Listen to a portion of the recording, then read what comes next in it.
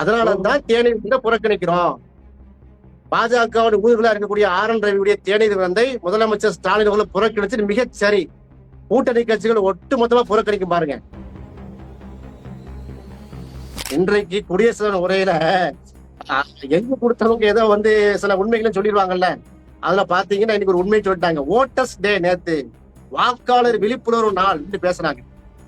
வாக்கு திருட்டின் மூலமாகத்தான் நீங்க ஆட்சியே பிடிச்சிருக்கீங்க. இதான் எங்க குற்றச்சாட்டு.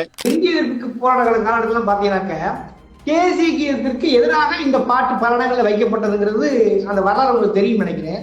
அப்படி சூழல்ல ஆல்ரெடி ஆளுநர்கள் சொன்னா தேசியத்தை அவமதிச்சிட்டாங்கன்ற குற்றச்சாட்டை சொல்லிட்டு குறிப்பா சட்டமன்றத்தை விட்டு வெளியேறாரு. அப்படி இருக்கிற பொழுது குறிப்பாக தேசியத்துக்கு எதிராக சித்தரிக்கப்பட்ட இந்த பாடலை அங்க ஒழிப்பது சரியா ஒரு கேள்வி இருக்கா இல்லையா?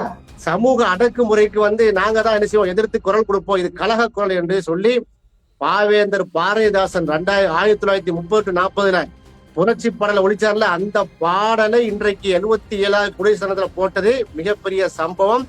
யுத்த களத்தில் நாங்கள் இருக்கிறோம், போர் தொடங்கி விட்டது என்பதை அறிவித்திருக்கார் ஸ்டாலின்.